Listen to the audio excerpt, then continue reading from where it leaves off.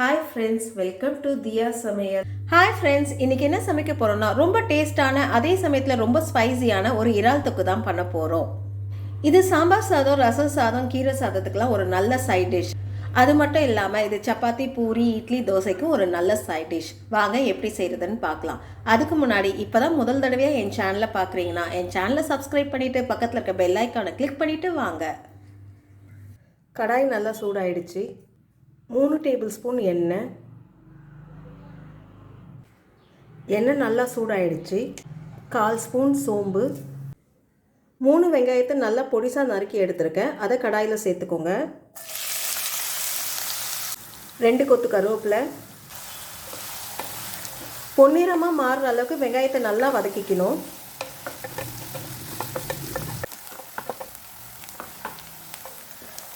வெங்காயம் நல்லா வதங்கிடுச்சு, அதோடைய கலரும் நல்லா சேஞ்ச் ஆகி வந்திருக்கு.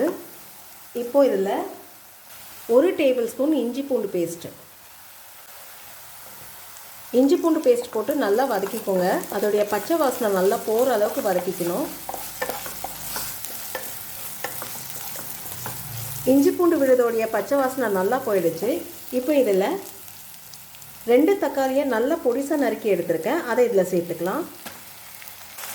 கொஞ்சோண்டு உப்பு, தக்காளி சீக்கிரம் வேகிறதுக்காக நல்லா வதக்கி விடுங்க. தக்காளி போட்டு நல்லா கிளறி விட்டு மூடி போட்டு ஒரு 2 நிமிஷம் லோ ஃப்ளேமில் நல்லா வேக விடலாம். மூடியை திறந்து பார்ப்போம். தக்காளி நல்லா மசிஞ்சு வதங்கி வந்திருக்கு பாருங்கள். இப்போ இதில் மசாலாவை சேர்த்துக்கலாம். 1/4 ஸ்பூன் மஞ்சள் பொடி, 1/2 ஸ்பூன் மிளகாய் பொடி, 1 ஸ்பூன் தனியா பொடி, 1/2 ஸ்பூன் சீரகப்பொடி, 1/2 ஸ்பூன் கரம் மசாலா, தேவைக்கேற்ப உப்பு. மசாலா போட்டு 1 நிமிஷம் நல்லா வதக்கி விடுவோம்.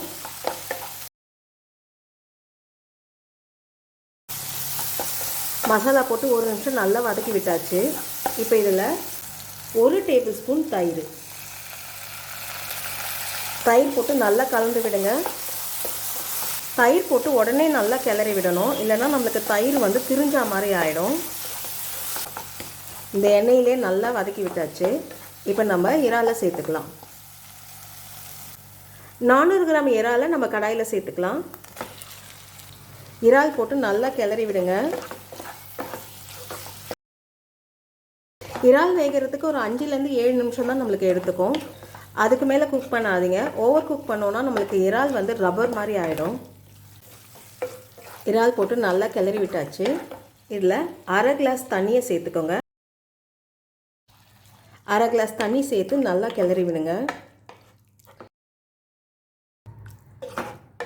நல்லா கிளறி விட்டு மூடி போட்டு ஒரு 2லேருந்து 3 நிமிஷம் நல்லா வேக விடலாம். மூடியை திறந்து பார்ப்போம். எண்ணெய் நல்லா பிரிஞ்சு வந்திருக்கு பாருங்கள். நல்லா கிளறி விடுங்க. ஒரு 2 கலரு கிளறிட்டு 1 ஸ்பூன் மிளகுத்தூள் போட்டு நல்லா கிளறி விடுங்க.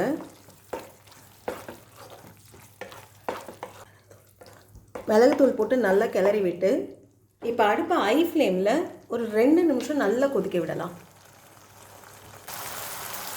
நம்ம ஊற்றின எண்ணெய்லாம் நல்லா பிரிஞ்சு வந்திருக்கு பாருங்கள். கிளறி விடுவோம். உப்பு காரம்லாம் கரெக்டாக இருக்கான்னு பார்த்துக்கலாம்.